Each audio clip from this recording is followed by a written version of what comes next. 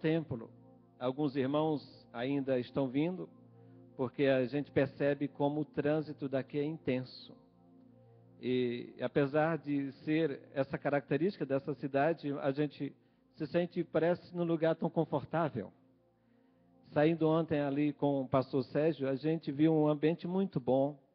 E claro, isso também está relacionado com vocês, e vocês dão essa cor, vocês dão esse sabor. E para mim foi muito bom conhecer cada um de vocês e conhecer um pouco mais o pastor, vice-presidente, pastor Anilton, né? Júnior, que o pai dele eu já conheço um pouco melhor.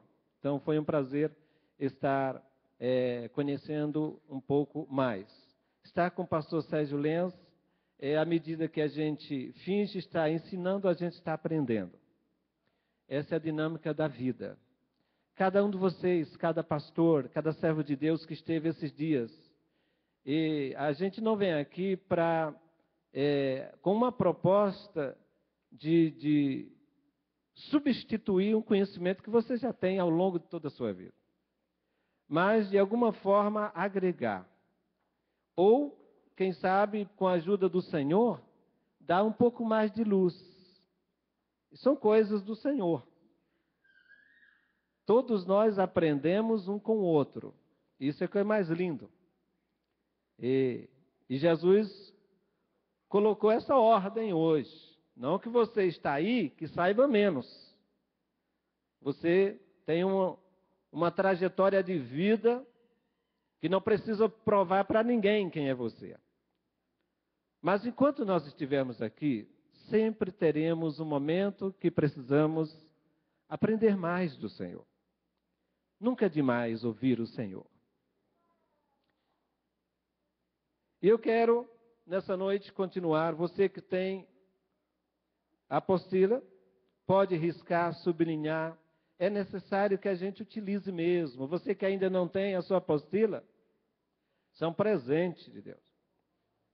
E você que que vem sempre a esse lugar de oração, e várias vezes você passa por outros templos, que às vezes está aberto e pergunta, mas por que eu vou tão longe? E hoje você percebe que esse lugar, que essa comunidade tem uma proposta séria para você. Num lugar onde não há um espírito de manipulação, mas sim uma revelação de Jesus. É isso que a gente precisa mesmo. Não é a terminologia que nós utilizamos para os nossos cultos, se é o culto de doutrina, de ensino, de um seminário, de uma noite da vitória. O que faz a diferença é o conteúdo, é a palavra, é o Senhor Jesus que se revela.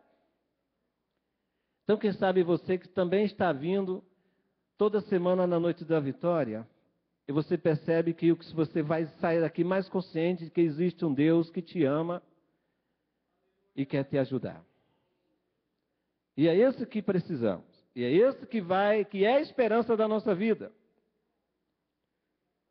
Eu quero ler um texto bíblico. Hoje nós vamos partir da página 17.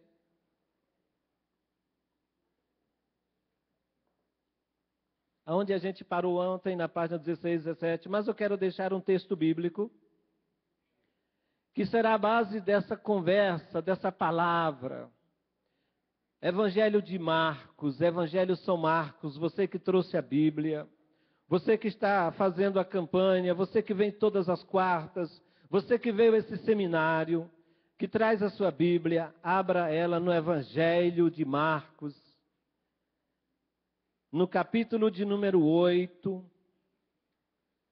é exatamente aonde divide esse livro, esse evangelho. Ele é comparado a uma porta com duas metades. E aqui o capítulo 8, o texto da confissão, é exatamente o centro do livro. Capítulo 8, versículo 27. A seguir. E saiu Jesus e os seus discípulos para as aldeias de Cesaré de Filipe. E no caminho perguntou aos seus discípulos, dizendo: quem diz os homens que eu sou? E eles responderam: João Batista, e outros Elias, mas outros um dos profetas. E ele lhes disse: mas vós quem dizeis que eu sou? Respondendo Pedro, lhe disse: tu és o Cristo. E admoestou-os para que a ninguém dissessem aquilo dele. E começou a ensinar-lhes que importava que o Filho do Homem padecesse muito e que fosse rejeitado pelos anciãos e pelos príncipes dos sacerdotes, pelos escribas, e fosse morto, mas que depois de 3 dias ressuscitaria. E dizia abertamente estas palavras. E Pedro tomou à parte e começou a repreendê-lo. Mas ele, virando-se e olhando para os seus discípulos, repreendeu a Pedro, dizendo: retira-te diante de mim, Satanás, porque não compreendes as coisas que são de Deus, mas as coisas que são dos homens. Ainda vamos fazer mais uma oração, em pé mesmo, depois você vai sentar. Nós estivemos esses dias anteriores, introduzimos sobre educação, sobre a responsabilidade, o desafio que é exercer esse ministério, auxiliar as pessoas no caminho do Senhor e para a vida. Uma educação integral, uma educação que não trata apenas de um indivíduo em parte, que não permite um dualismo de vida, que não apenas ama parte no ser humano, que não está apenas querendo salvar uma alma, mas quer salvar o ser humano. Leva em consideração todo o seu ser. Então, é um desafio. O que nós temos e teremos nas nossas mãos que é tão eficaz para alcançar esse ser humano, para alcançar essas pessoas que estão cercadas de nós e que de forma direta ou indireta a gente toca neles, a gente fala com eles. O que é que precisamos? Qual é o conteúdo? O que é que a gente vai ensinar? Não é só o fato de saber que eu tenho que ensinar, qual é a mensagem? Qual é a mensagem certa, ideal, que pode transformar o ser humano? E a gente vai ver que não é qualquer mensagem, que não basta qualquer conteúdo intelectual. Essa proposta dessa escola não é torná-los apenas intelectuais. Não é. Não obstante, a gente tem que iniciar essa trajetória de estudar, de estar no seminário como esse e outros que virão, mas não significa só isso. Tem pessoas que enchem a cabeça de ideias, mas não conseguem inspirar confiança. Não conseguem conduzir para o Cristo e para o reino de Deus. Então, nós encontramos aqui que a resposta que deve existir na nossa vida, se nós queremos ser uma igreja relevante para a nossa sociedade, o que a gente vai pregar, que de fato é a resposta para a sociedade, somente o Evangelho de Jesus. E ainda tem mais. A gente estudando descobre que o Evangelho de Jesus não se limita a regras, e nem a escritos, e nem a dogmas, mas é uma pessoa. O Evangelho de Jesus é a própria pessoa de Jesus. Esse é o desafio. Será que a gente, como educador, nós conseguiremos contribuir para tocar a vida de alguém? De vir um lugar como esse, numa quarta-feira, e retornar uma outra quarta-feira, porque ouviu aqui uma proposta séria. Existem muitos lugares abertos, e na mídia, diversos, Mas bem-aventurado é você que achou uma casa como essa, que não encontra pessoas querendo te usar e brincar contigo, mas pessoas que levam a sério, porque a nossa vida, sabemos que temos essa oportunidade de vivermos aqui. Então, esse é um momento de oportunidade para a sua família. Por isso, vamos agradecer a Deus por ter nos trazido aqui. Por talvez você ter enfrentado esse trânsito e veio aqui e agora você enxerga que Deus te ama muito mais do que você imagina. Você tem pedido algumas coisas a Deus nessa série de campanha, mas você não tem noção que Deus tem para você é muito grande. Porque a gente não consegue mapear e nem criar um roteiro do mover de Deus. A gente está longe de Deus no sentido de compreender a dimensão. Então eu quero orar por você. Que o seu coração esteja receptivo ao que vem de Jesus. E quem sabe hoje ele escolheu se dirigir a você? Não sei. E se ele se escolher se dirigir a você hoje, para te abraçar, para mover a sua vida, sua casa, bem-aventurado é você que Deus te ouviu. Coloque a mão assim no seu coração.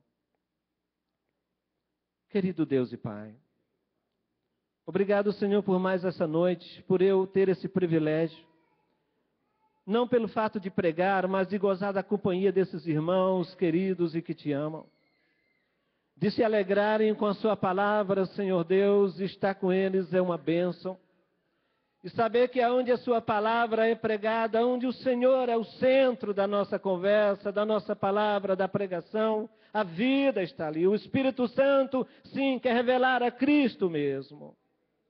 A Ele seja a glória. Cada coração que está aqui, Senhor, cheio de expectativas, de sonhos. Ah, meu Deus. Toca, Senhor, em cada um de nós nessa noite. Aquilo que mais incomoda alguém, aquilo que mais é um problema, aquilo que mais causa temor ao regressar às suas casas, que o Senhor use de misericórdia como um encontro nesta noite. Oh, Pai, em nome de Jesus. Amém. Podeis sentar, meus irmãos.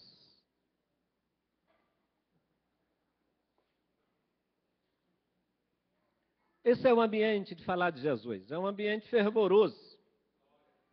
Eu não consigo, eu tenho dificuldade de falar de Jesus sem me emocionar, porque você não ama sem se emocionar. A gente não ama com cérebro.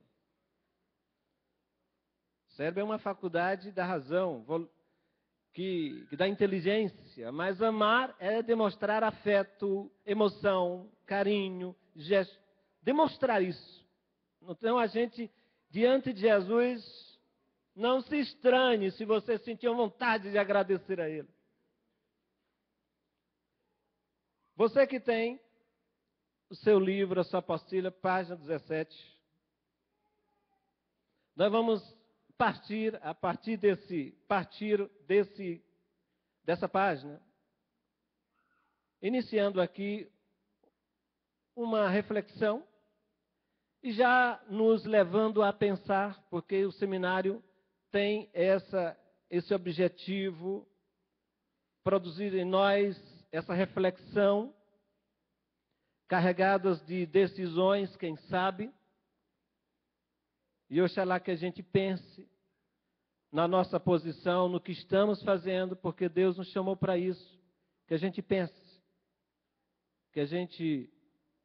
E junto com essa notícia, com essa informação da revista Ultimato, nós temos aqui uma palavra de um servo de Deus que chama a atenção para nós de uma realidade como que antecipando uma coisa que está cada vez mais configurando-se. Você percebe que nós estamos num outro momento, que muitas coisas mudaram. E você não vai impedir que elas mudem, não adianta. Muitas coisas vão mudar. E muitas coisas vão chegar no nosso tempo e nós temos que estar preparados. E o Paul Freston, ele traz aqui um artigo muito interessante, que são dados sérios, tratando da nossa realidade como igreja, como comunidade evangélica, para a gente estar atento, você que lidera algum grupo, você que está dentro da sua família, mas precisa orientar, o que direcionar, o que orientar, o que devemos nos acordar, não podemos estar dormindo. E o Paul Freston, ele traz esse artigo que chama a atenção para a gente, que tem a ver com esse tema, com essa preocupação de estarmos preparados. Ele faz um comentário chamando a atenção para o ritmo lento do crescimento de evangélicos em comparação com a década de 90. Então, esse é o início da conversa. Depois ele aponta caminhos em que as lideranças evangélicas deverão trabalhar antes de ser tarde demais. Depois ele chama a atenção para o que já é uma realidade, a negligência com respeito aos estudos das Escrituras e de sua centralidade em Jesus. Isso é fato. Isso não é apenas uma prédica, uma teoria, isso é fato. Você observa que, comparando com a década de 90, nós crescemos demais, multiplicamos demais, mas você observa que não há esse crescimento tão rápido, tão acelerado. Em muitos lugares as pessoas estão em crise, lideranças estão em crise.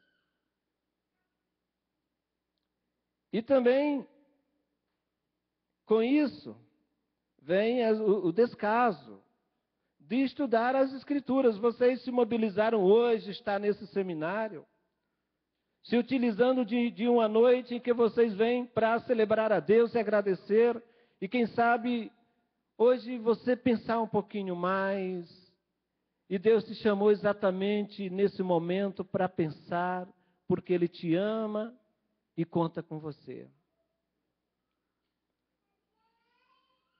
Você que está aqui para ouvir as Escrituras, para quem sabe repensar o seu tempo de voltar a ler as Escrituras, quem sabe frequentar a escola dominical. Você que está vindo na noite da vitória, mas não tem tempo para outro dia, se informe com seu obreiro, também esteja junto em outros momentos, entre na escola, você vai amar, é maravilhoso.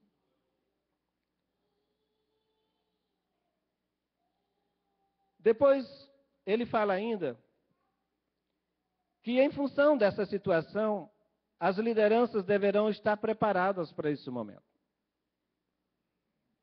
Então, não basta só ser líder lá na comunidade, mas temos que buscar a preparação.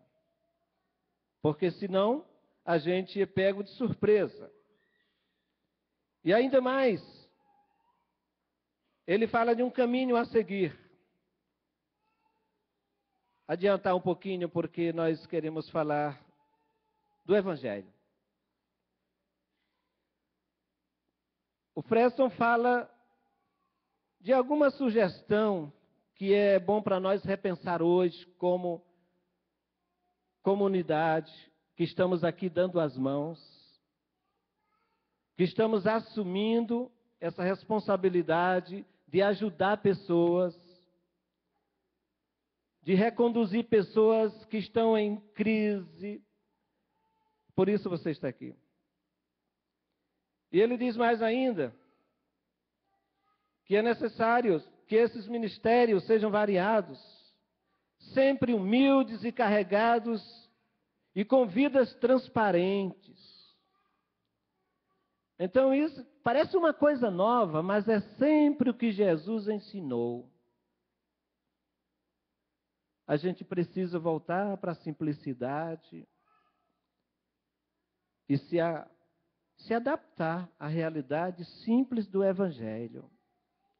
E nós vamos ver que Jesus é mal interpretado, porque ele se apresenta mesmo de forma simples. Então, nós temos que nos preparar, mas não esquecer que a gente, por desenvolver algum estudo, conhecer um pouco mais, não deve se sentir melhor do que o seu irmão. De forma nenhuma. Somos todos iguais. Manter-se a humildade e a vida transparente. O que eu falo, carregado também de testemunho. Então, isso é o que faz sentido. Ele aponta não para tornar uma igreja absolutamente intelectual, cheia de cursos, não é isso que falta, não são titulações. Mas é um conhecimento do Evangelho que possa ser viável para a nossa vida diária. Para a gente não entrar em caminhos que não são caminhos de Deus. Por isso eu digo para você, bem-aventurado é você que está aqui hoje. E que vai voltar semana que vem. Porque Deus te abriu esse lugar para você. Eu sou feliz porque Deus me abriu um lugar como esse há quase 30 anos atrás. Cearense, católico, totalmente antagônico e resistente numa cultura do Nordeste que não tinha essa visão de o reino de Deus assim, mas um dia entrei numa igreja como essa, de proposta séria. E aí a gente fica tranquilo. Mas muita gente não foram bem-sucedidos dessa forma. Vivemos em os dias de muito enganos, de muitas promessas absurdas. E isso não é novidade. Mas quando você encontra um lugar como esse, e que elege para se falar de Cristo, vale a pena eu convidar você que vem sozinho, convide seu esposo, convide seus filhos, e diga, é uma igreja séria, é uma comunidade com proposta séria, porque se trata do Evangelho de Jesus. Então é isso o que também aponta o Freston. Diz mais ainda, em um futuro próximo, porém esse enfoque será cada vez mais necessário.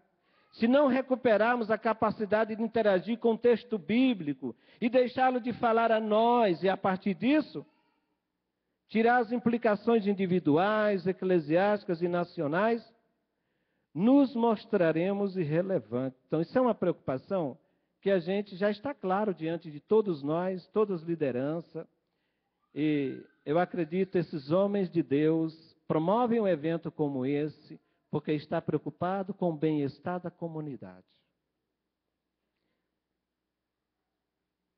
Então, graças a Deus por essas mobilizações, por esses momentos, antes que seja tarde demais. Dentro do tema da recuperação da Bíblia, ele fala da centralidade nos evangelhos.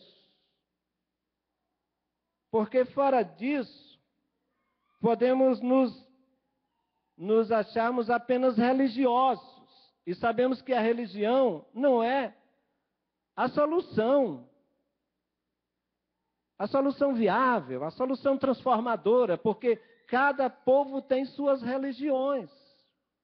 Mas o cristianismo é diferente, tem um trajeto diferente, tem um percurso diferente. Aqui você sente uma liberdade, não há um sistema opressivo, não há um sistema de sacrifício, mas uma liberdade para que você o conheça Jesus e sirva com toda a sua família. O Evangelho não escraviza, o Evangelho liberta.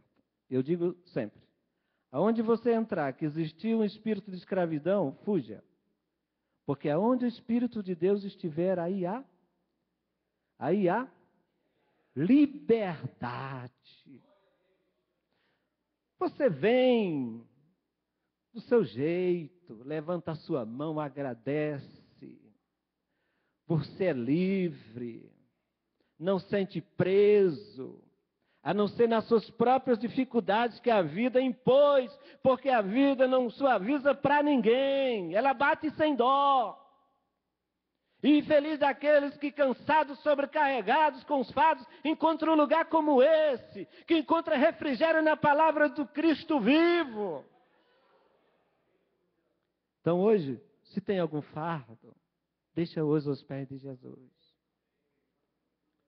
E você vai retornar para casa aliviado. Página de número 19.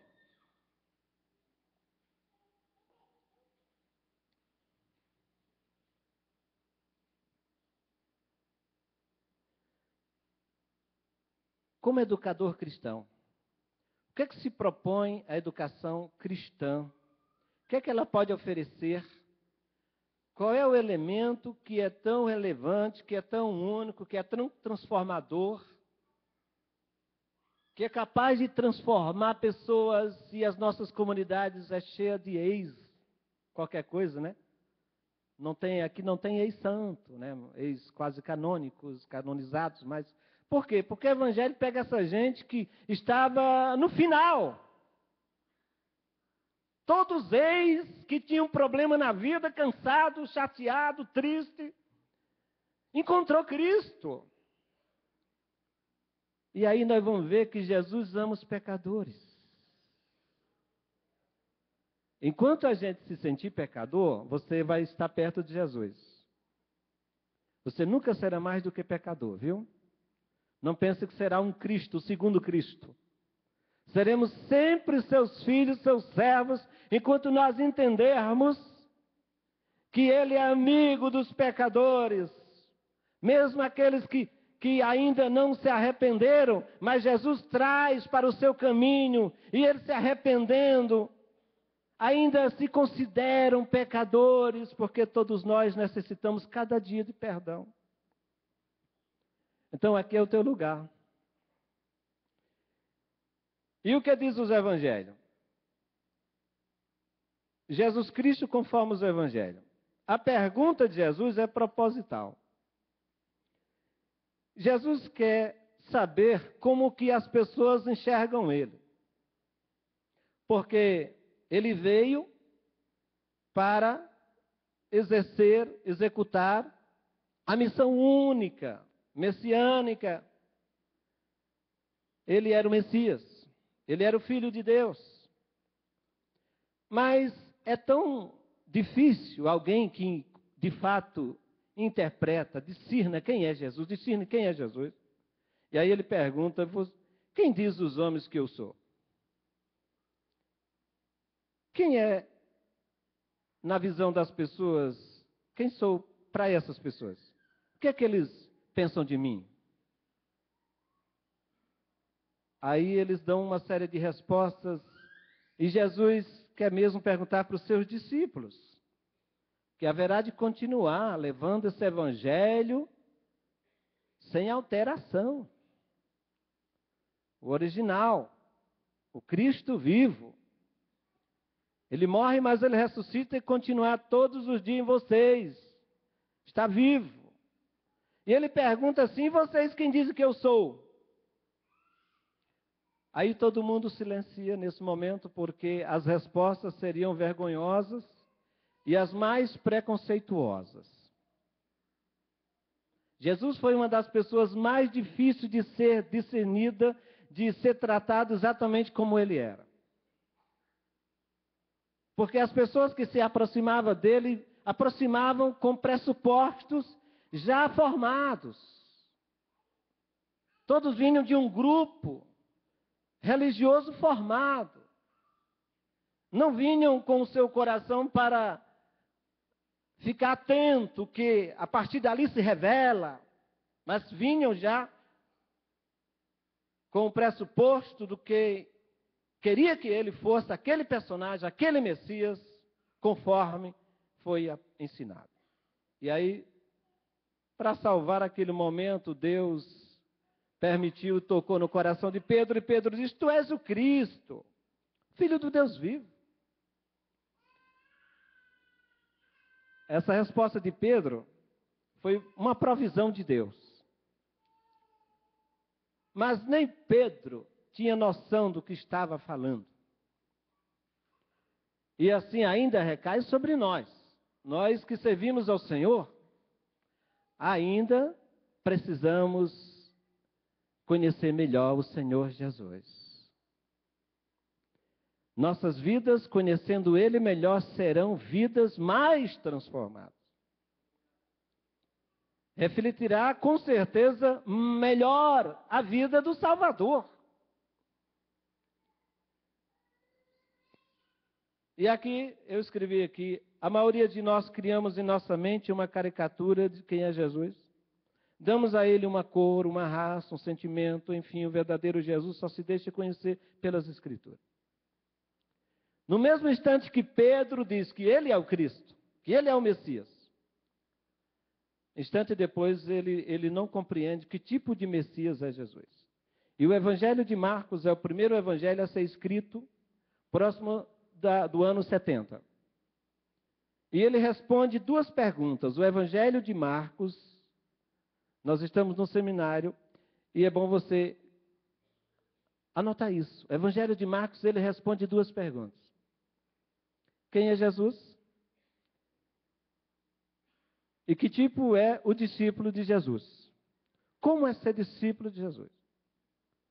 Os primeiros 8 capítulos é uma resposta para as comunidades da época, dizendo quem é Jesus, porque estava se perdendo de vista novas pessoas vindo para o Evangelho, o cristianismo, e que estavam confusas. Por isso foi necessário os Evangelhos, e o primeiro a ser escrito é o Evangelho de Marcos.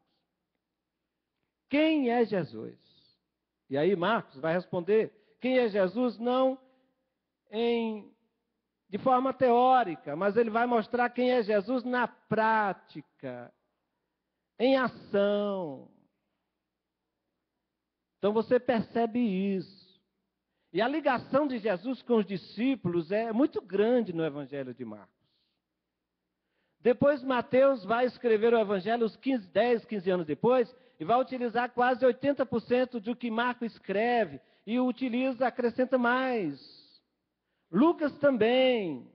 Mas a base do Evangelho de Jesus e da vida de Jesus no sinótico inicia com Marcos.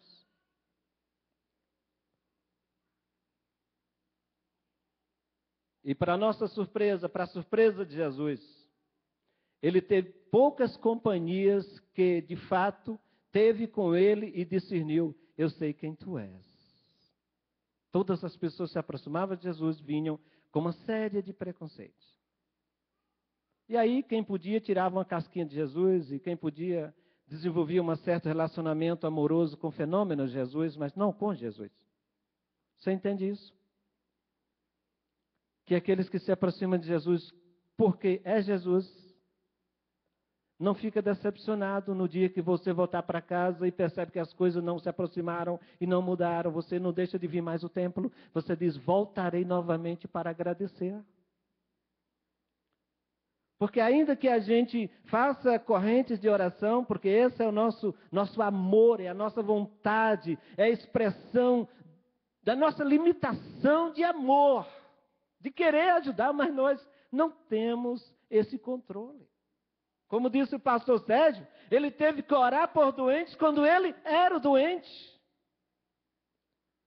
E isso, quando a gente já conhece o Senhor, você não vai deixar porque ele não atendeu uma necessidade.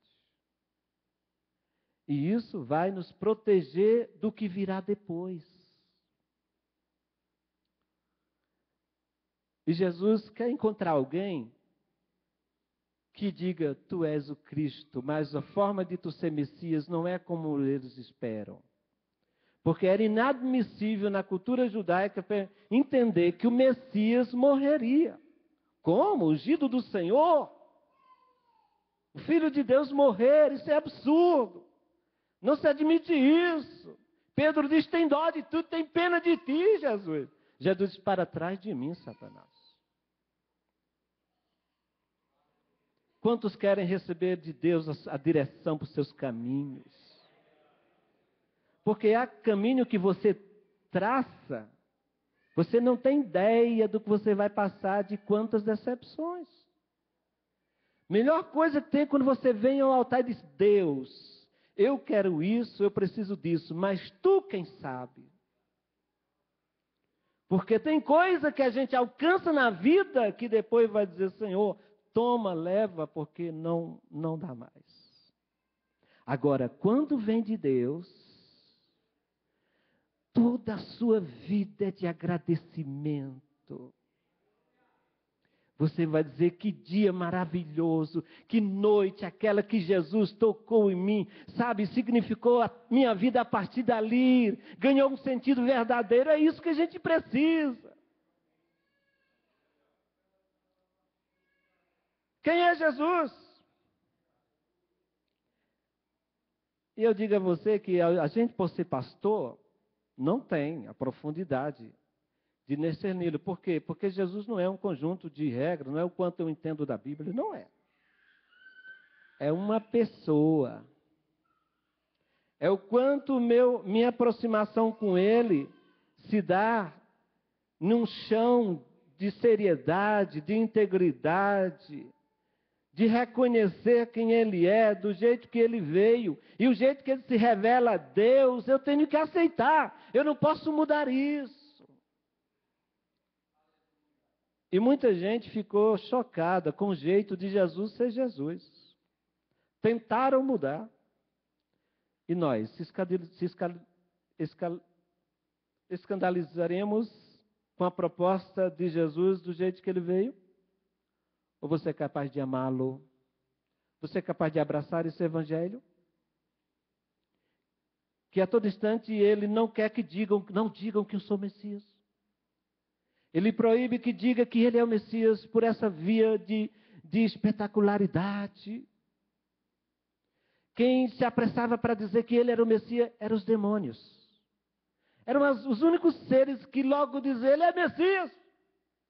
Por que isso? Porque Jesus não quer que eu conheça o Pai pela via do que é espetacular, do que é mágico, do fogo do Monte Sinai. É um estereótipo diferente, é um caminho novo, é um caminho em que você aprende na simplicidade da vida, porque Ele se fez carne e habitou entre nós e morou com os mais indignos dos homens. Você se envergonha de Jesus ser assim? Você é capaz de ter comunhão com Ele desse jeito? Nas suas dores? Você comunga com Ele?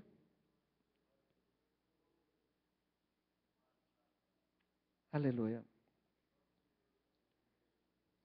Para nós entendermos, descobrir o Cristo das Escrituras, porque não tem outra forma da gente conhecer Jesus de verdade, porque você não andou com Jesus. Alguém aqui andou com Jesus no início do século? Não. O que nós temos em mãos são as tradições, e o melhor caminho seguro para conhecer Jesus sem invenção é os evangelhos. Tudo que tem escrito sobre Jesus, até as cartas paulinas, toda a teologia dos irmãos, é tudo sobre os evangelhos. Os evangelhos narram a vida de Jesus, não só histórica, mas teológica, trazendo uma mensagem de Deus para as comunidades. Então, como eu não tenho outro jeito de conhecer Jesus melhor, a não ser pelas Escrituras, o que nós temos que fazer? Pesquisar as Escrituras. Porque não é só abrindo um texto que a gente vai entender a Bíblia. Por isso você tem que, num estudo como esse, num seminário como esse, como outros virão, participe. Venha na quarta-feira, mas quando tiver o seminário também dê o seu nome, porque isso demonstra seriedade com a palavra, com o verdadeiro Cristo que se revela por essa via. Senão, as pessoas vão guiar um Cristo a partir das autoprojeções interesseiras, que é um reflexo do mim e do eu. Que a gente vai criando um Deus conforme o perfil que interessa para a nossa luta pessoal. E aí a gente, quando vai ver no final, vai descobrir que Jesus está andando no outro caminho e a gente está abandonado sozinho. Por quê? Porque não discernimos quem Tu és, Senhor. Será que nós estamos em melhor condições do que os discípulos? Será que nós estamos em condição de, não, está tudo tranquilo, não estamos com problema, não precisamos mais estudar a palavra, Deus fala comigo quando eu oro, tenho tantos anos, Ele revela tudo, já sei. Será que isso dá garantia?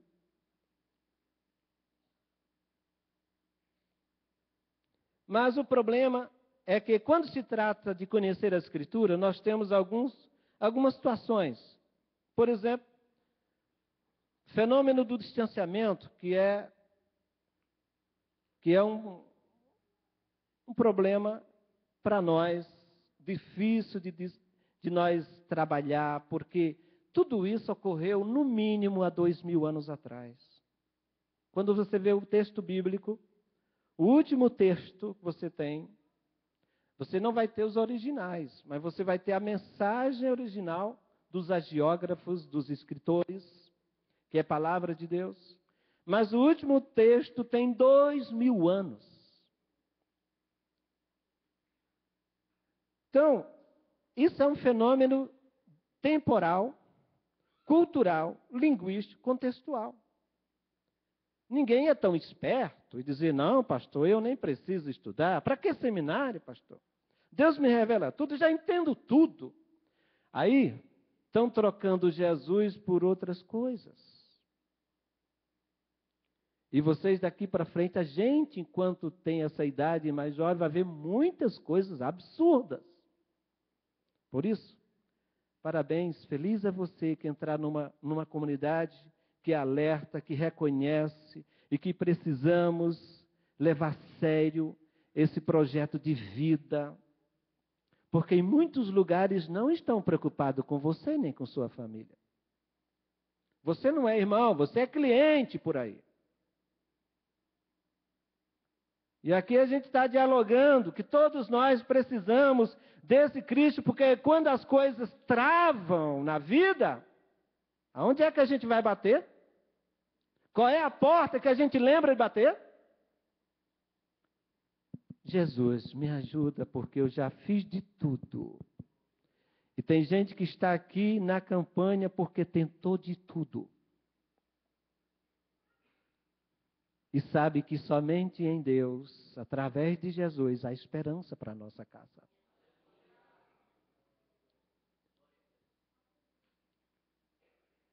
Por que 4 evangelhos? Só há uma mensagem, só há uma mensagem de Cristo. São 4 perspectivas. Os irmãos que escrevem os 4 evangelhos falam de um só Cristo e se complementam. Os evangelhos sinóticos, que é Mateus, Marcos e Lucas, que eles podem ser estudados um do lado do outro, tratam do início ao fim as mesmas histórias, a paixão de Cristo. João tem uma perspectiva diferente para falar de Jesus, mas João completa os evangelhos. Você conhece Jesus quando você lê os evangelhos. É impressionante. Se você ainda não lê os evangelhos, eu te aconselho, leia várias vezes. Que quando você vir para a igreja, as palavras vão te tocar com mais veemência. Muitas coisas vão fazer mais sentido para você, porque esta palavra é muito atual. É disso que a gente precisa. Nossa alma expira, não é por nada novo, a não ser o Evangelho de Jesus, que é uma novidade para nós, mas que é o mesmo Evangelho. Então, são 4 perspectivas de falar de Jesus com datas diferentes. E aqui na página 21,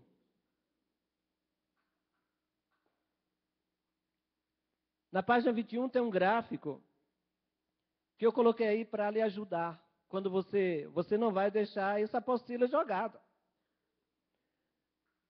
Estude. Procure entender aqui. Essas coisas não, a Bíblia não caiu pronta do céu, é um mutirão de Deus com as pessoas. Deus leva a sério a vida da gente, meus queridos. Você não pensa que aqui você é apenas um vulto. Não, você é uma pessoa muito importante. Não é de se admirar que Deus realiza as coisas grandes por alguém. Que há grandes eventos para tocar em alguém. Que chegou aqui com dificuldades e depois descobre que tantas coisas Deus fez grandiosas só por você. Quantas pessoas testemunharam isso? E os evangelhos não caíram assim, a escritura não caiu pronta, não, é um mutirão, são vidas partilhando. Por isso surge, ao longo do tempo, nos primeiros 15 anos após a morte de Jesus, os evangelhos, a narrativa da vida de Jesus ficou na conversa, nas famílias, oralmente. Mas a partir do ano 50, vem as cartas paulinas, Paulo começa a escrever a partir de necessidades das novas comunidades. E Paulo morre antes do ano 70. Então, perto do ano 70, começam os evangelistas. Percebe que estão indo embora os apóstolos e não podem ficar sem a palavra, sem a orientação de quem é Jesus. Por isso, graças a Deus, porque Deus nos deu essa palavra. Você já imaginou quem seria você se não tivesse a Bíblia? Como você pensaria de Deus? Quem é Deus para você? Que pressuposto você utilizaria para chegar a Deus? Por que nós não amamos tanto e não conhecemos tanto, não comemos essa palavra? Porque foi um presente de Deus para nós. Esses irmãos deram as suas vidas pensando nas futuras comunidades que vão precisar de um testemunho. Eles são testemunhas oculares, viram o Senhor, vão morrer. Eles morrem. Mas vem uma outra geração que não conheceram o Senhor. Aí deixaram os evangelhos para a gente conhecer o Senhor. Para a gente não seguir um estranho. Para a gente não confundir a voz do pastor. Por isso, você entende quando Deus fala, porque a palavra te cria essas diretrizes, esses parâmetros para você entender e filtrar e dizer, entendo que veio de Deus porque tem harmonia na palavra, fora da palavra é problema. Se sinta protegido pela palavra de Deus. Ainda que ela te confronta, ainda que você se sinta como se ela rasgasse o seu coração, porque às vezes é o objetivo e não tem cruz sem experimentar isso, como Jesus foi rasgado literalmente. Quanto mais você entende que essa palavra pode molhar você, pode trabalhar a sua vida, porque quem mexe com essa palavra, quem se envolve com essa palavra, deve se deixar trabalhar por ela. Não devemos ser igual ao pato, que o pato entra na água, mas a água não entra no pato. São aquelas pessoas que estão na igreja, entendem, mas não se lançam de coração e de vida, de atitude e abraça. Quando surge uma proposta das lideranças, abrace, demonstre esse amor, que você tem essa convicção. Não dá para nós passar todo o que diz a Escritura, mas, página de número 22.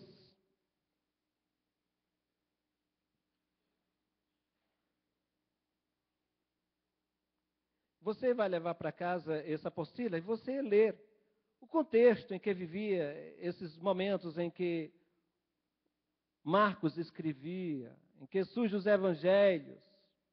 Depois eu coloquei aí na página 22 um exercício de interpretação para a gente entender. Quando você estuda um livro no Novo Testamento, de um determinado autor falando dos evangelhos ou de Jesus, a maioria e todos eles saem daqui, dessa maneira de discernir, de decifrar quem são esses autores. Por exemplo, você vê a história da mulher Sírio-Fenícia. A mesma história de Mateus, em 15, está contada por Marcos 7. Mesma história. É dessas similaridades e dessas pequenas diferenças que a gente tira as características de cada escritor. É a partir daí também que os primeiros irmãos, a igreja do segundo século, atribuem a autoria desses escritos. Não é coisa da cabeça das pessoas, tem uma história, tem um fundamento. A nossa fé tem um fundamento posto e um fundamento sério. E aqui o que você observa quando você vê essa história sírio-fenícia? Qual é a característica da comunidade que Mateus escreve? Qual é a característica, o povo que Marcos está escrevendo? Tem pequenas diferenças porque eles estão escrevendo, respondendo e orientando pessoas do seu tempo, do primeiro século. Não pense que a Bíblia foi escrita pensando lá no século 21. Não foi. Foi para atender às demandas e às necessidades contemporâneas.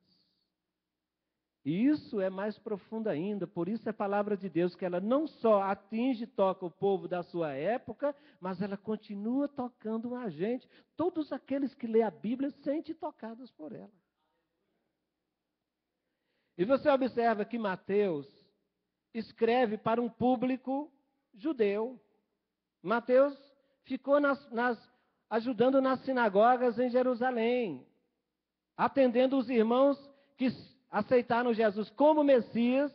Por isso há pequenas diferenças nas mesmas histórias, porque ele tem que dar uma resposta para aquela comunidade, ele tem que orientar aquela comunidade.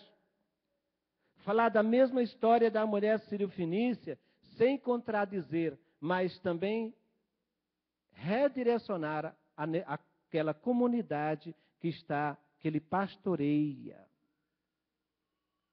Como é que a gente encontra essa diferença? E Marcos escreve para quem?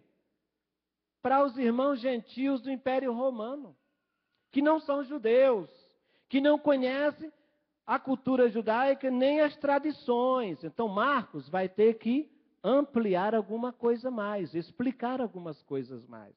Por isso, você entende que cada evangelista traz uma mensagem, trazendo a mesma história, mas eles aplicam também para seu tempo, porque a Bíblia, em qualquer tempo, ela é pão para as pessoas. Por isso você vem a um lugar como esse e sente que aqui a sua alma pode se alimentar. Porque Deus não fala para pessoas no futuro, Deus fala para você. Não é o outro que ficou em casa que precisa. Deus sabe que é a gente que veio aqui que precisa dessa palavra. E aqui no versículo 21, nesse espaço que a gente tem, no livro de Mateus e Marcos, você vê um espaço aqui? No livro de Marcos tem um pouquinho a mais. Versículo 24, ele procura explicar um pouquinho mais para a comunidade. Por exemplo, o livro de Mateus fala da confissão judaica, quando a mulher chega e diz, Senhor, filho de Davi. Marcos não fala. Por quê? Porque o público de Marcos não é um público judeu. Mas para quem Mateus está escrevendo, é um público que vão viver daquele evangelho, vão se alimentar.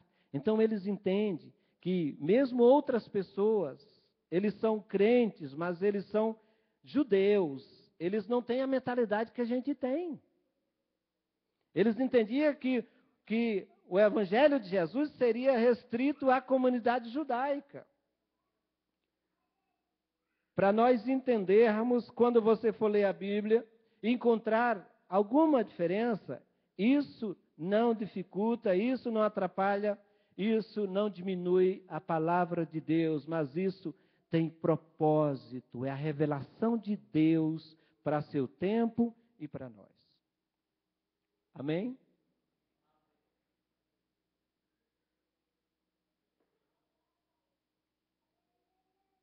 Na página 23, a pergunta é: a quem seguir? Discípulo de quem, afinal? Quem é ungido do Senhor? E aí você, em todos os evangelhos que você lê, você vai ouvir falar de ler de João. Pode ler. Todos os evangelhos, na ordem, vai estar falando de João. Também é com propósito. Jesus veio de um jeito, viveu uma santidade diferente da dos profetas, até então. Espiritual e portador da voz de Deus, tinha uma característica própria, diferente, antes de Jesus. E aí Jesus marca esse novo momento, que para muita gente não conseguiu entender quem é Jesus.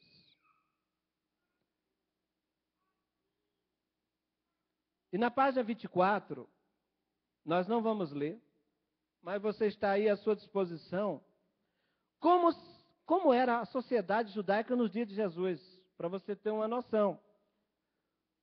Nos dias de Jesus, o judaísmo era diversificado, era dividido no mínimo 5, 6 grupos. Cada grupo tinha o seu perfil, tinha o seu jeito de esperar o Messias. Todo mundo esperava o Messias nos dias de Jesus. Mais de 30 Messias tinham surgido antes de Jesus. Era um clima difícil. Sabe, todo mundo estava aguardando esse Salvador. Agora, é muito triste quando João diz que o seu povo, que deveria ter acolhido ele, não recebeu ele. Você já pensou nisso? O mataram. Crucificaram e o mataram.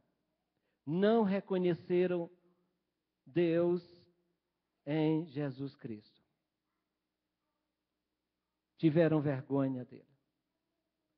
E será que nós conseguimos reconhecer quando Deus se mobiliza em nossa direção? Será que nós conseguimos entender o que é que Deus está pedindo de nós? O que é que vem de Deus? Ou será que a gente está confuso? Será que a gente consegue escolher o que de fato Deus escolheria, Jesus escolheria? Será que a gente consegue se aproximar de Jesus sem esse pressuposto já formado a partir da minha necessidade? Por isso, é aconselhável quando nós viermos diante de Jesus, venha o mais vazio possível. Que ele cresça. E que você esvazie. Porque quem sabe é a partir do momento desse que de fato você entende agora, eu entendi o que é que Deus quer da minha vida. Porque todas essas pessoas, todas elas, tinham um jeito de esperar Jesus. E o que fizeram? No mínimo, mataram Jesus. Porque o Evangelho de Marcos mostra um Messias que sofre e que morre. E às vezes nós não queremos isso para a nossa vida. Reconhecer Jesus a partir dos Evangelhos significa entender que na caminhada do Messias há uma cruz a ser carregada. E Jesus diz que aqueles que querem ser seus discípulos também terão a sua cruz. Você está disposto a seguir a Jesus? Mesmo se ele não te responda imediatamente? Você ama acima da sua necessidade? Sabe, Jesus gostava de ficar numa casa. Ele podia pregar o dia todo em Jerusalém, mas ele não ficava. Jesus foi para Jerusalém amarrado, porque não tinha como sair de Jerusalém. E o mataram depois. Mas aonde ele gostava de ficar? Na periferia. Numa casa simples, de órfãos. Porque lá Jesus era Jesus. Em todos os lugares Jesus era um fenômeno. É muito triste pensar assim do Senhor. Já pensou quando ele pensar de nós que nos aproximamos dele porque eu quero me beneficiar dele? É uma oportunidade para mim. Isso é pobre para nós. Devemos amá-lo. No final desse livro, tem um homem que não é judeu, ele é romano. E o que os discípulos não conseguem enxergar, mas tem vergonha, foge. Ele diz assim, no cenário de morte, sabe, um oficial romano diz, verdadeiramente ele era filho de Deus. No cenário sombrio, um homem consegue enxergar a bênção de Deus. Quando parece que tudo está tão difícil, transtornado, que não tenho mais uma administração do que está em volta de mim, nem da minha vida, mesmo assim eu digo, Deus está se movendo por mim. Aleluia. Vamos ficar em pé. Aleluia. Porque o Cristo que é vivo, Ele se aproxima de nós do jeito que Ele quer. E naquele dia Ele dirá, mas eu tive fome, eu fui até você e você não me recebeu. Senhor, aonde o Senhor esteve na minha vida, o Senhor se enganou. Aí Ele pode dizer, pois é, quando eu tive aquelas pessoas que se aproximaram de você e você não via ninguém mais além de você, eu não te conheço. A vida não faz sentido se a gente não morrer com Jesus. Eu sou muito feliz porque Jesus, Ele só quer que você o ame. Só que Ele quer que a gente entenda isso. Mas não pense que você será o pior dos piores. Não. Eu passei muita fome no Ceará. Pensa, fome. Fome, não é um dia de fome. Fome. Que eu chegava na minha casa no fogão para ver se tinha uma panela, tinha uma galinha dormindo no fogão. Isso quer dizer, muitas horas não tinha brasa naquele fogão. Desesperado. E eu dizia, meu Deus, quem é que distribui essa riqueza? Onde está o distribuidor? Esqueceram de mim. Minha mãe chorando de cócora na minha casa, sabe? Chão simples, cheio de barroca. Minha casa não tinha porta fixa, era porta móvel. E aí eu lembrei que há um Deus que simpatiza qualquer ser humano, desde que esse ser humano busque, o procure. E quando você descobre que Deus não fez que Deus não está atrelado com todo esse sistema, com a elite do mundo, você fica feliz, porque tem uma esperança para você. Deus não está atrelado ao sistema fechadinho do mundo, viu? Ele rompe isso. Ele lembrou de mim, no pobre, deficiente físico. E quando eu vim para Santa Catarina, Deus me deu um sonho. E nesse sonho, eu era deficiente físico, não podia trabalhar e dificilmente namorar, porque as moças não achavam tão interessante. Mas aí eu vim para Jesus. Vim para amar Jesus. Eu estava feliz com Jesus. Porque tem momento na vida que você não quer muita coisa. Você só quer alguém para conversar e para viver e que não fique, sabe, te colocando para trás e lançando que você está no final da fila. Aí Jesus foi, sabe, me recebendo e eu amando Ele. E um dia Ele me deu um sonho. Meu sonho era ter uma alpargata, uma sandália. Aí um dia Jesus me deu um sonho que queria me dar um pé. Eu digo, não, Jesus, isso é demais. 1990, ganhei um pé. Eu não podia usar sapato. Deus me deu um pé e sapatos. Aí agora começou a aparecer moças para namorar. Aí Deus falava comigo que eu seria um pastor. Eu fiquei aguardando. Aí um dia Deus me deu um sonho que eu conheci minha esposa, o dia Deus mostrou o dia, mostrou as pessoas que se envolviam nesse casamento, que seriam os protagonistas, tudo direitinho, minha esposa, essa joia preciosa da cidade de Paulo Lopes. Não é porque mereça, é porque simplesmente amá-lo você alcança tudo. Você tem uma necessidade hoje, esqueça a tua necessidade. Porque quando você pensa assim, Jesus, eu quero isso, ele faz tão maior. Ele só quer uma coisa nossa. Tenha de fato um relacionamento com Ele como pessoa. Ame Ele. A despeito de você contar nos dedos quantas vezes você quis receber algo, esqueça, não conte mais. Sabe? No dia que você voltar para casa e que alguém comemorar que recebeu algo de Deus, não fica triste não. Venha do mesmo jeito, porque Deus tem um dia especial para você.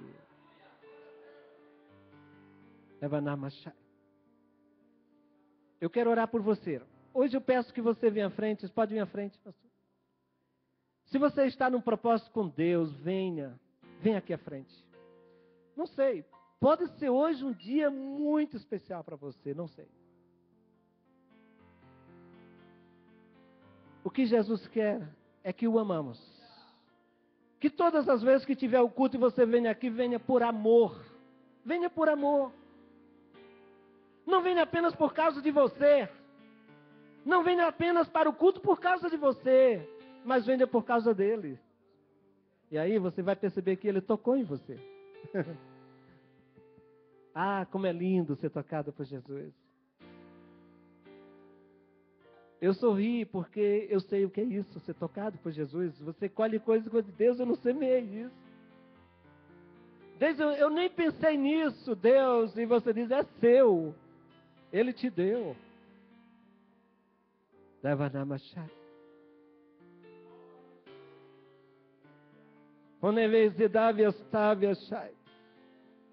Para mim era tão difícil, humilhado.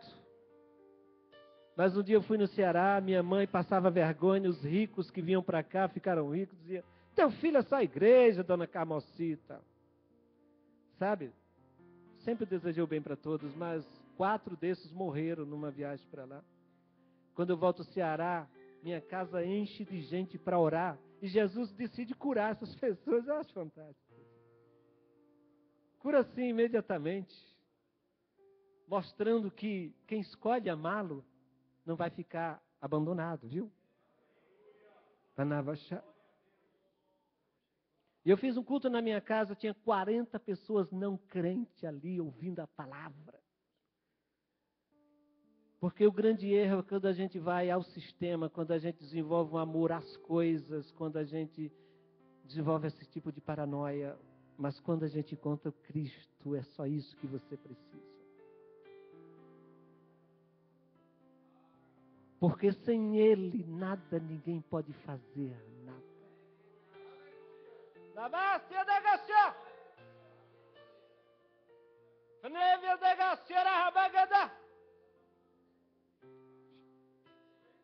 Você que tem um problema grave de saúde, coloca a mão assim no seu coração. Se Ele decidir te curar hoje, recebe. Ele não é manipulado por nós, não é porque nós dissemos que você tem que receber, que Ele fará, porque Ele é Deus. Ele ainda fará quando esquecemos de alguma coisa, Ele lembra.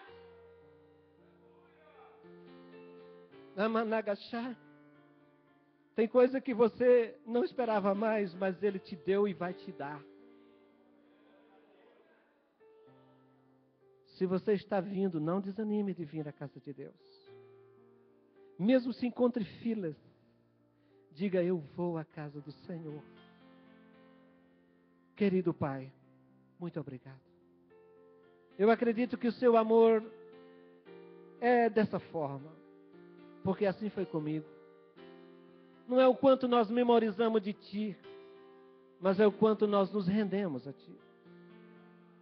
Não é o quanto eu sei de Ti, mas é o quanto Tu tem a mim e sabe de mim.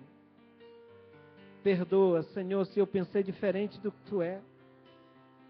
Perdoa se algum momento eu vaidosamente quis sugar de Ti alguma coisa apenas em benefício meu. Se entristeci por isso, me perdoa. Porque Tu és um Deus que multiplica e abre porta quando há necessidade. Tu sabes quem precisa de um grande milagre hoje. Que não me necessite da gabassarabia da gabassafusanai. Muito obrigado por tocar em nossos corações. Por curar. Por tocar profundamente. Em nome de Jesus. Aleluia. Hoje eu vou chamar Jesus maravilhoso. Hoje eu vou chamar Jesus maravilhoso. Hoje eu vou chamar Jesus maravilhoso.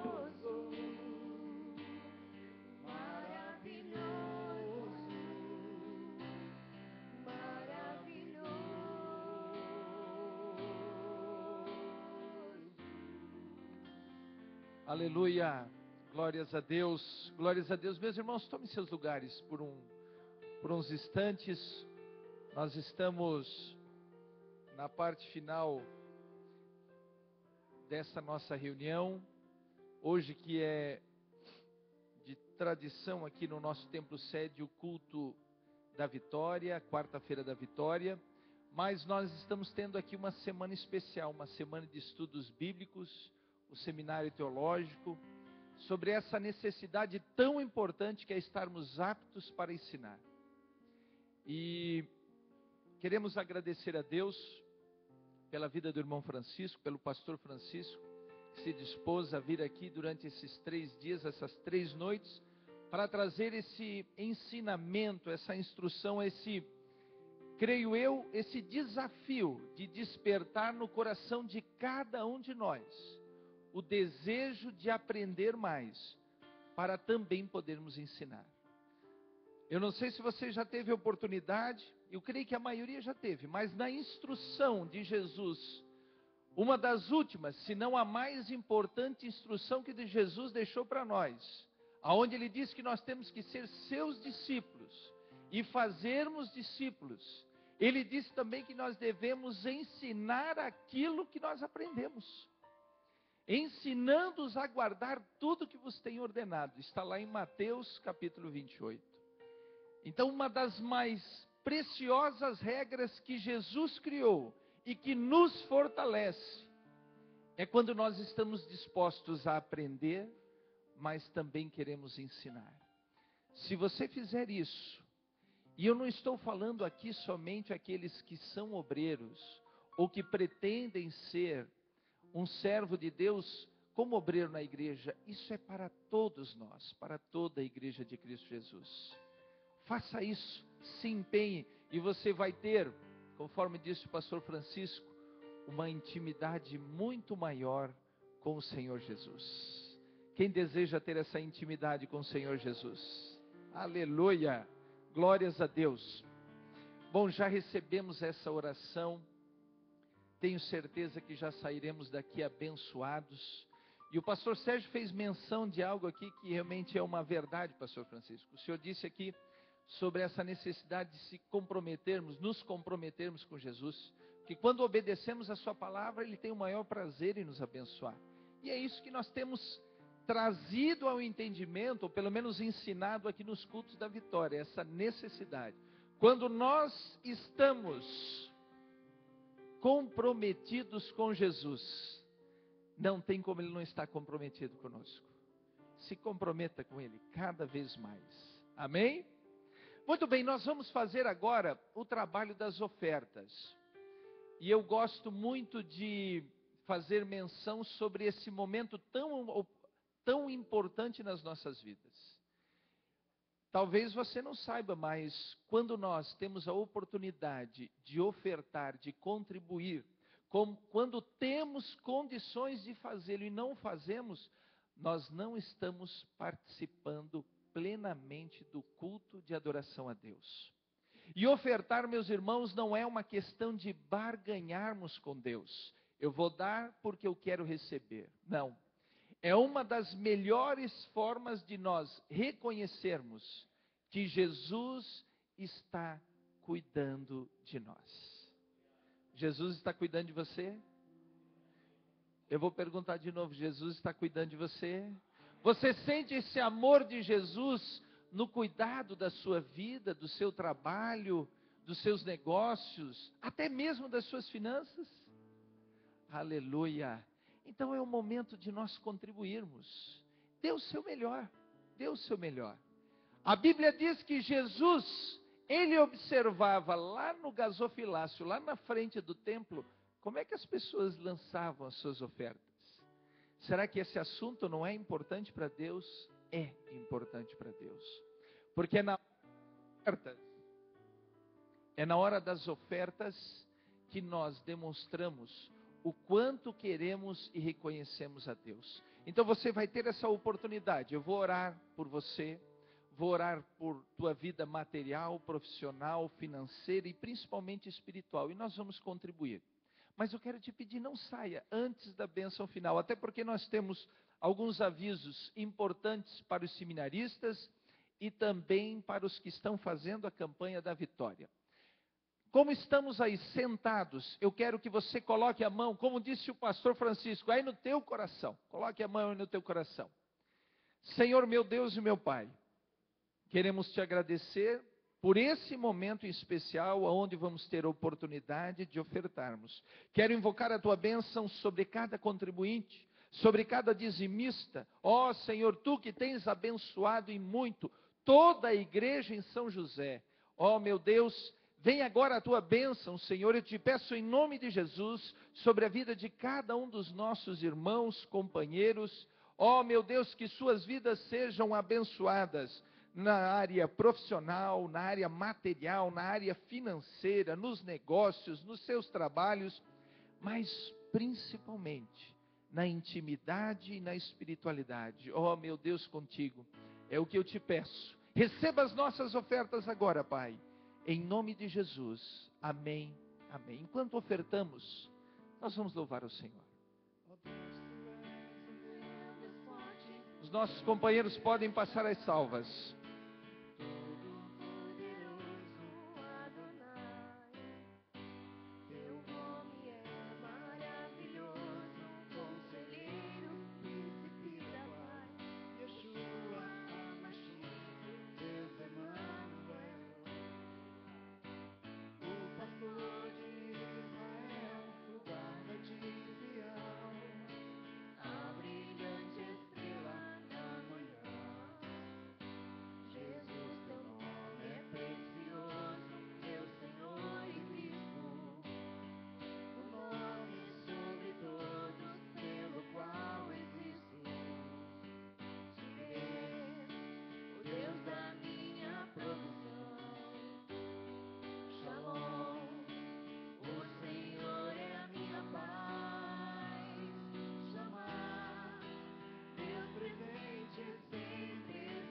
Glória a Deus, eu tenho minha oferta aqui para dar para o Senhor.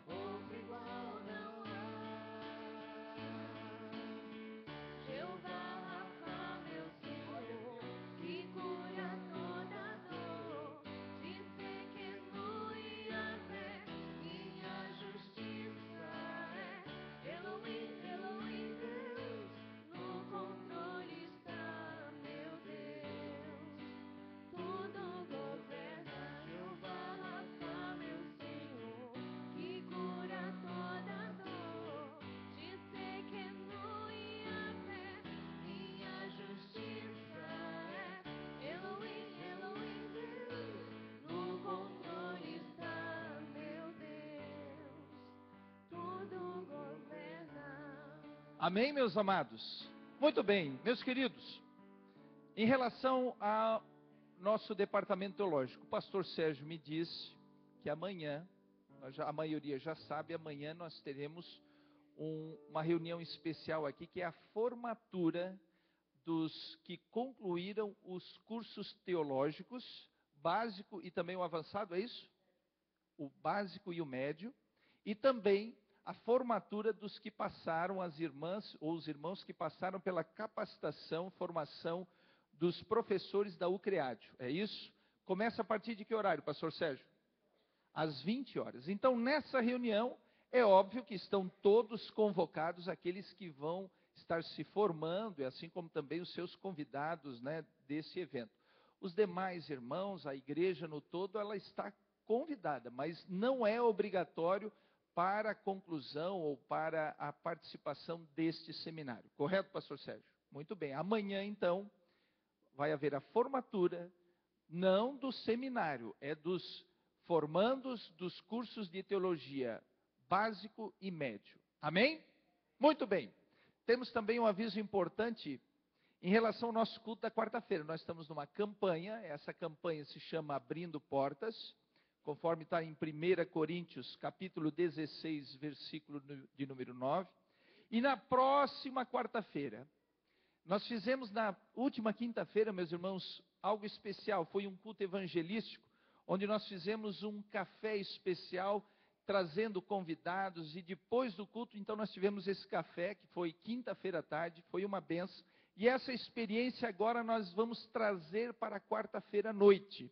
Portanto, na próxima quarta, às 20 horas, nós temos o culto de vitória, a campanha Abrindo Portas, e logo a seguir, ou seja, no final da reunião, nós vamos ter um coquetel especial para todos os irmãos que estiverem aqui presentes. Bom, você pode levar o seu convite para casa, um convite como esse, para você trazer um convidado. Eu creio que todos nós conhecemos alguém que está lá fora. Talvez ele é um crente que não está conseguindo vir mais na igreja. Talvez é um colega seu, um parente, um amigo, um vizinho, que precisa conhecer este Jesus que foi ensinado aqui essa noite. Aquele que transforma vidas, que muda situações e que efetivamente restaura a vida do ser humano. A restauração que nos coloca em comunhão com o nosso Deus e que dá garantia em nossos corações da salvação. Quem aqui já aceitou Cristo Jesus como Senhor e Salvador na sua vida? Levante sua mão.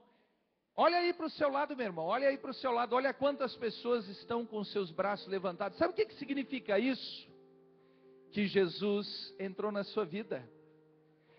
Já pensou se você não tivesse essa oportunidade de estar aqui, e você estivesse lá fora, sem ter conhecido Jesus, o verdadeiro Jesus? Oh, que vida miserável que nós teríamos. Oh, que vida sem sentido seria essa, de não termos esta bendita, providencial oportunidade de sermos restaurados pelo amor e pelo poder de Jesus Cristo. Então, convide. Eu tenho certeza que quando você, em nome de Jesus, entregar este convite, dizendo, na próxima quarta-feira, venha comigo participar de uma reunião abençoada e de um coquetel especial, essa pessoa virá com você. E não um coquetel, mas Jesus vai impactar essa vida. Quem crê nisso, levante sua mão. Amém. Por bondade, meus irmãos, se coloquem de pé. Mais uma vez nós vamos agradecer a Deus, em especial a vida do pastor Sérgio, que é o coordenador do nosso departamento teológico e também o coordenador geral da nossa escola bíblica dominical. Quem não conhece o pastor Sérgio, levante a mão aí, pastor Sérgio, está aí, ó. Foi o pastor Sérgio que promoveu esse trabalho especial. Ele é um incansável promotor do ensino, e realmente isso é muito importante. E também queremos agradecer a vida do pastor Francisco, que também esteve aqui com a sua família. Eu vi a sua esposa, não sei onde ela está. Está ali, irmã. Muito bem, que Deus também abençoe a senhora, toda a sua família, pastor. Os irmãos estão agradecidos pela vida do pastor Francisco, que se dedicou, amém, glórias a Deus, glórias a Deus. Minha esposa estava meditando nesse versículo aqui, meus queridos. Marque aí para levar para sua casa. Tiago, capítulo 1, 25. Sabe o que diz? Diz assim, mas o homem que observa atentamente a lei perfeita, que é a palavra de Deus, e que traz a liberdade, persevera na prática dessa lei, ou seja, observa e coloca em prática. Não esquecendo o que ouviu, mas praticando, sabe o que vai acontecer? Que está aqui na Bíblia, diz assim, ó, será feliz naquilo que fizer. será abençoado naquilo que fizer. Aleluia. Jesus é maravilhoso, a sua palavra é maravilhosa. Amém? Muito bem. Também lembrando que na próxima quarta-feira, os pais que estão trazendo suas crianças nos cultos, ou que não estão trazendo, tragam. As nossas professoras estarão preparando as crianças aí para esses eventos. O culto infantil elas estarão ensaiando, um culto especial para apresentações futuras. Então, tragam seus filhos no próximo culto da quarta-feira, que as nossas professoras estarão abençoando as crianças. Amém?